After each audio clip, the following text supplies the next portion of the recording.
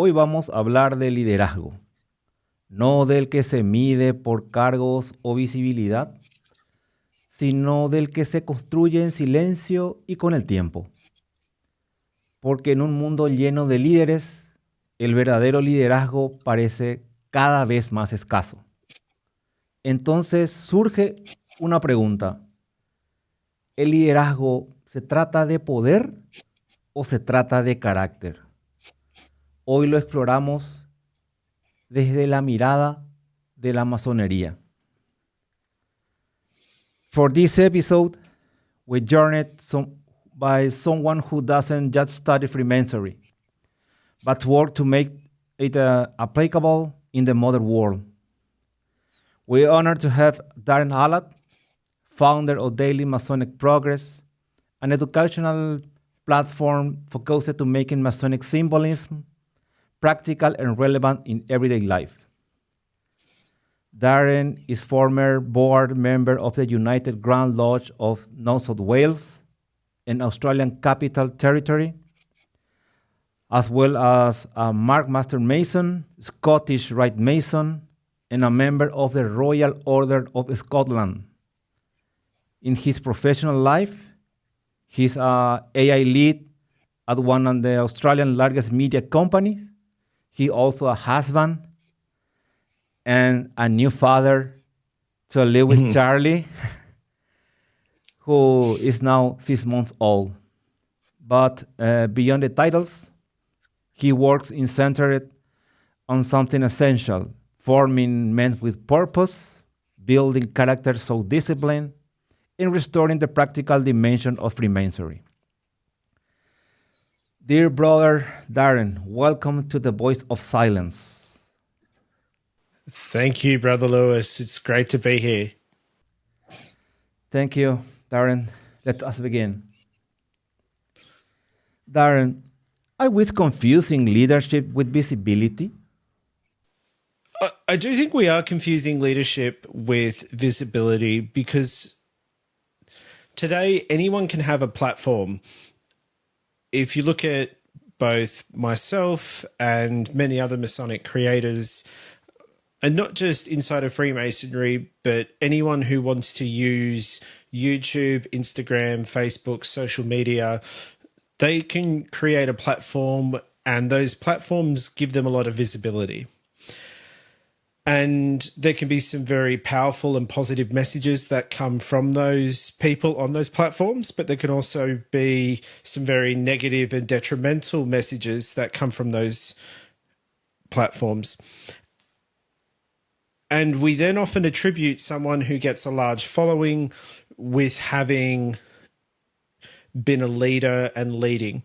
But we don't actually take a step back and look at whether we should be following them, simply because they're saying things that generate attention, and the algorithms of these platforms pick it up and amplify it, which then gains more following. And we end up having the wrong people being voices instead of having the right people with the right message being the ones that get more visibility on those platforms.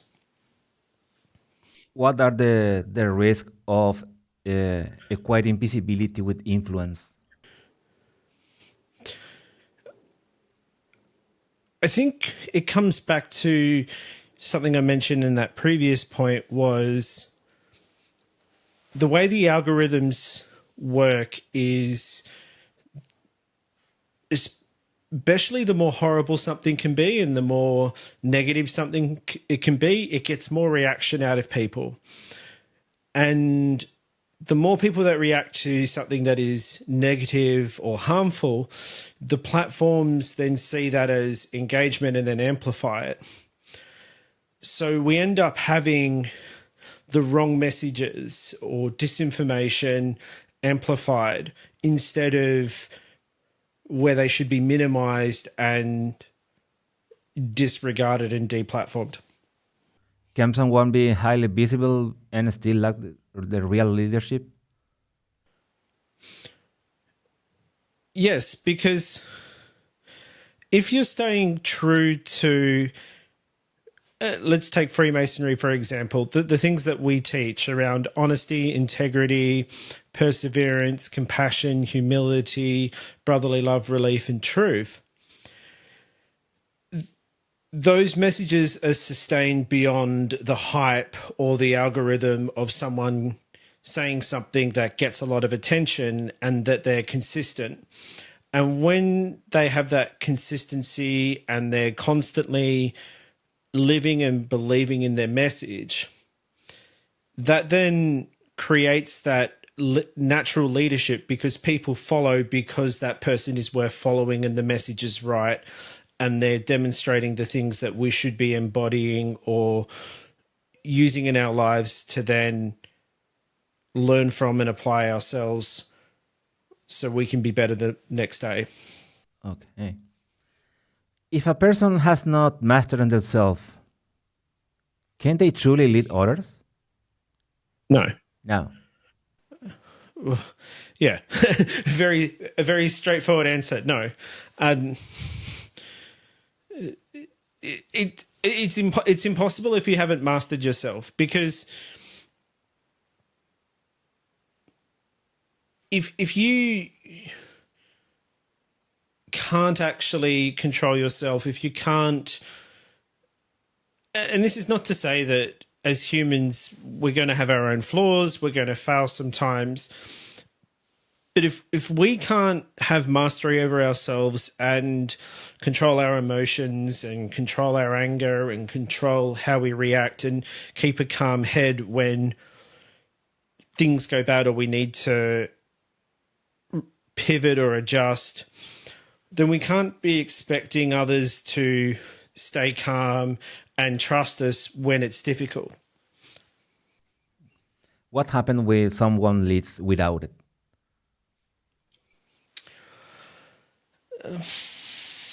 I think it's a very short-lived tenure of leadership where they often will have some form of leadership or some form of control or power for a short period, and they often lead everyone off a cliff. And you see that more often than not, that people that haven't mastered themselves end up costing, if we look at, say, a military example, or, you know, they cost the lives of their troops, or what ends up happening in a social example is the institution or the group that they're trying to lead usually implodes. When the leadership depends on external validation, is it still leadership or is performance? Can you say that one more time? Sorry. When leadership depends on external validation, is it still leadership or is performance? Performance. Performance. Can leadership exist without recognition? Absolutely. Because we see that in our lodges on a day-to-day basis. And if you think about, say, you know, a first degree ceremony, in my jurisdiction, we have a junior deacon who conducts the candidate, and they're leading that candidate. They don't get recognized as the master of the lodge or a warden or the Grand Lodge officer, but their responsibility in leading the candidate throughout the ceremony happens without that recognition, and it is the most important leadership role during that ceremony. Let's talk about the Freemasonry. Why does Freemasonry prioritize inner work over external impact? I think because you can't have an impact on the outside world if you haven't had an impact on the inside world. And I think a good example of that is, take someone famous. You often hear about the test of someone famous and how good they are as a human being is how they treat the cleaner or the waiter compared to how they treat the president or the king. And when they treat the waiter or the cleaner as an equal and as a friend instead of trash, that shows that they've done all of the inner work and they can then have an impact on the outside work, and they've got the true character. And quite often, those that haven't done the inner work are doing when they try and do the external thing, they're doing it for the validation that it brings. They're doing it for the recognition. They're doing it for the visibility.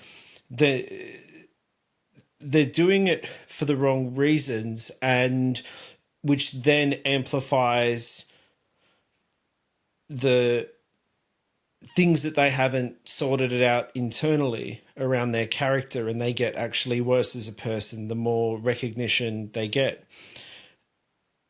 But then it also comes down to, how do you sustain that over a lifetime? How do you build a legacy? And if you haven't done that inner work first, you aren't able to sustain the long-term external work that actually drives real meaningful change. It's often kind of like a misfire. It's, a firework that doesn't actually go off and reach its full potential and go bang. It sort of just fizzes out. What does polishing the stone look like in real behavior? Well, it's not what everyone thinks it is.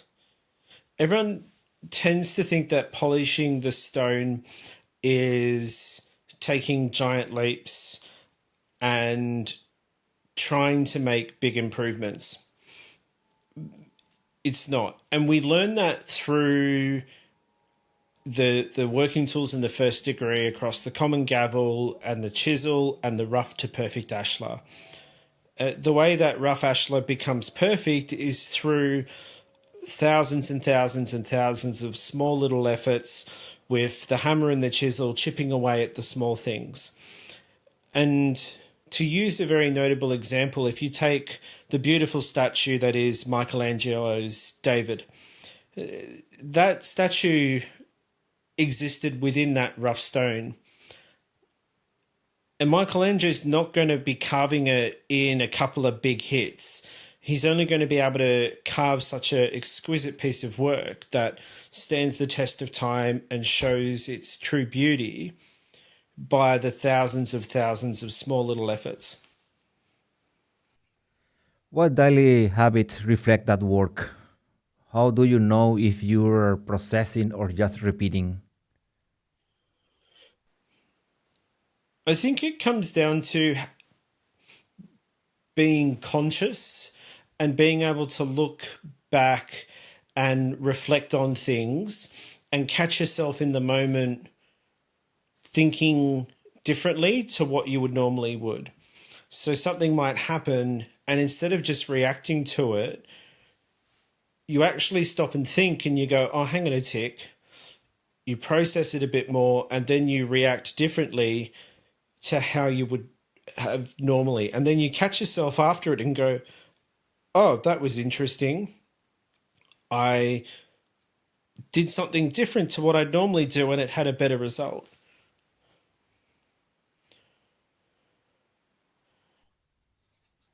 Is it leadership something to pursue or something that emerges once the work is done? What are the dangers of pursuing leadership directly? Leadership emerges when the work is done. And it's not something that should be pursued, although that is to say that you can pursue it. But if you go down the path of pursuing leadership for the sake of pursuing it, you end up in the trap of it being a material gain. and it's a never-ending thirst, because you then place conditional happiness. Oh, okay, I'm striving towards this leadership thing. You get there and you're not actually fulfilled. So then the natural step is, oh, what's the next level of me having to be a leader, thinking you'll get there to be fulfilled? Whereas if you just approach the journey and leadership arrives, you are then fulfilled for it. And that's something that we see play out in our lodges, where you have the progressive officers. You start at, in my jurisdiction, it's inner guard. You go junior deacon, junior warden, senior warden, master. And because you pursued each individual step on the ladder and you worked your way through it and you got there by merit, you emerge as a leader. Can ambition and true leadership coexist? It depends on what ambition is. So if your ambition is to have an impact on the external world and to change the external environment for the better, then yes.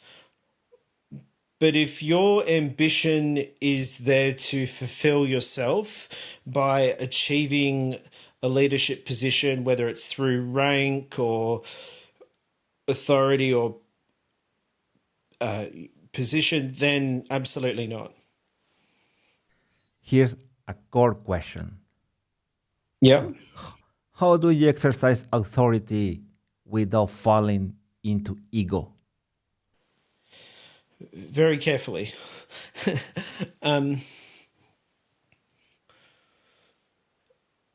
It comes back to humility. And I think authority comes because it's been bestowed on you, not because it's something you're enforcing on others.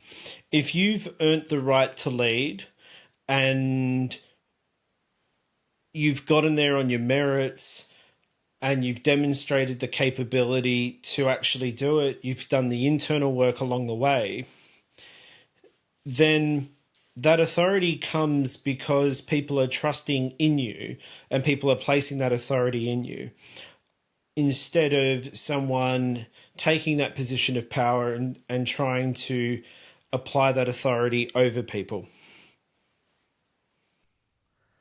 What signals indicates ego is taking over? How does a leader correct themselves?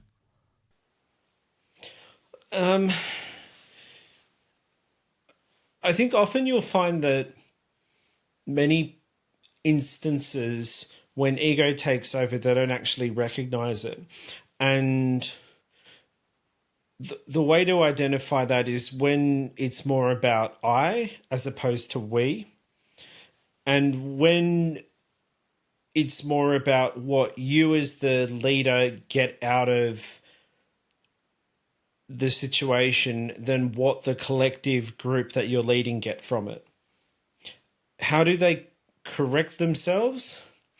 Hopefully they've got the frame of mind to be able to pick themselves up, or at least they're doing the self-reflection and then coming back to it afterwards and maybe just putting up their hand to the group that they're leading and saying, hey, I was just thinking about this situation and I realized I lost track of something and we should have done this and we should have focused on this area instead of that. Next core very important question. What's the difference between power and moral authority?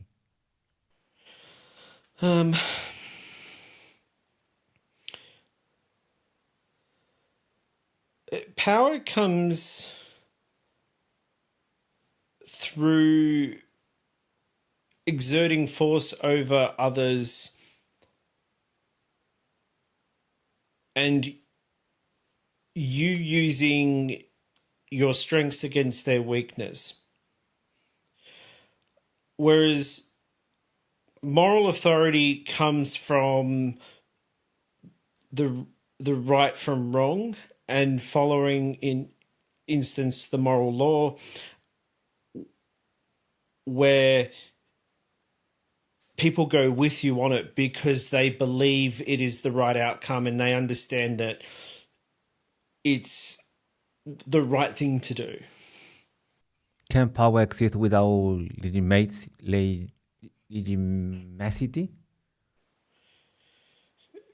Can power exist without legitimacy? I think power is a misnomer when it comes to leadership, and people often conflate power with influence and following and respect. I've spoken a bit about internal versus external, as well as things that the group that you're leading bestow on you versus things that you as the leader enforce over other people. Power is one of those things that the leader puts over others, and it's about keeping them down as opposed to trying to build them up. Is modern leadership a reflection of our time or a deeper misalignment? It's a combination of both, because our time rewards material and fast payoffs. Can I get something now? But it's the deeper issue that we've allowed us to get to the point where these material things and the now and the dopamine hits, because we've lost that self-worth, because we've lost track of what is better for the long term, and they're playing on each other in a dangerous cycle. Is the system producing these leaders or select them? Can individuals resist that model?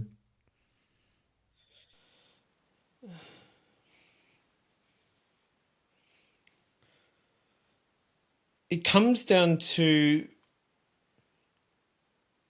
what the system rewards. And humans are, by our very nature,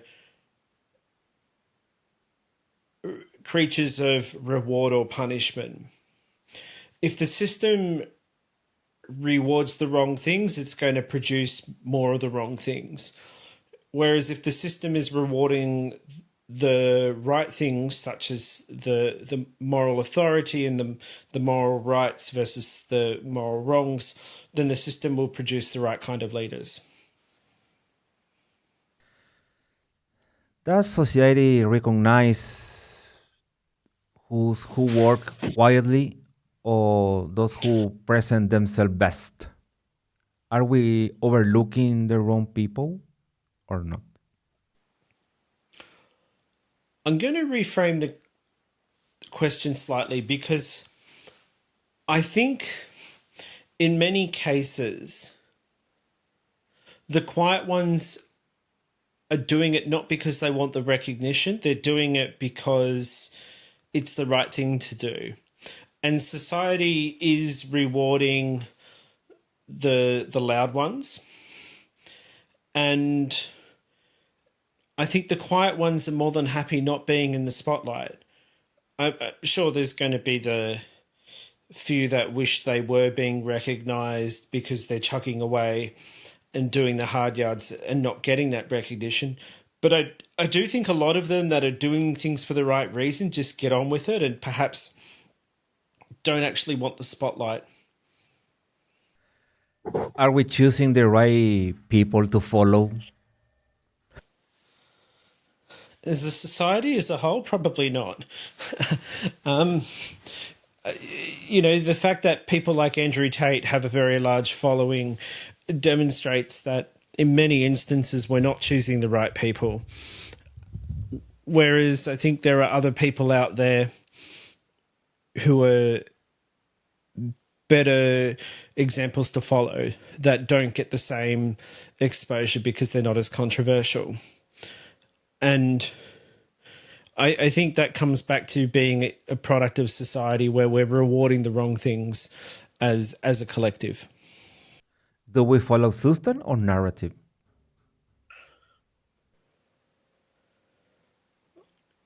At the moment, it's system. It traditionally used to be narrative. And the reason why we're following system is because everything's digital and it's what the algorithms are rewarding, because the more the algorithm rewards things within the system, the more ad money, the more advertising revenue the platforms like YouTube, Facebook, Instagram make. So the system is rigged to promote whatever gets the most response. And typically whatever gets the most response isn't the wholesome, nice stuff. It's why we don't have good news stories on the news of it's always the tragedy and the bad things that make the news. Okay. Darren, would you like to share a brief final reflection with the breeding and friends joining us for this episode? Yes. Before I go into that final reflection, can I make a little anecdote about a Spanish lodge that we have in my jurisdiction? We call it the Spanish Lodge, but it is Lodge Miguel de Cervantes. And it was funny that you opened in Spanish and then in English, because Miguel de Cervantes Lodge here has a license from the Grand Master to open the lodge in Spanish. Now, I didn't know that. And I went to visit the lodge for an initiation, and they didn't have an immediate past master. So I, as an IPM, volunteered to step in. And then they said, oh, by the way, we tile the lodge in Spanish. And I'm like, okay. And they gave me the piece of paper with the lines. And if you've seen the movie Inglourious Bastards and it's Brad Pitt trying to speak Italian, well, that's exactly what my Spanish was like as the glorious sun opens. So I do love going to the Spanish Lodge in Sydney. They're a great bunch of guys. A final reflection, I think. It comes back to the Grand Master in Freemasonry, and it's a really good example because it can go either way. And often the lesson of the Grand Master is actually missed. When the Grand Master is installed, he attends in his past master's apron. Often the candidate for Grand Master who got elected is, the Deputy Grand Master, or is a past Deputy or a past Assistant Grand Master. So someone that has, a lot of Masonic rank. But when he's presented for his installation, he's wearing his past master's apron. Because the beauty of that is he is a past master from a warranted lodge in the jurisdiction that has received the esteem and the approbation of the brethren at whole.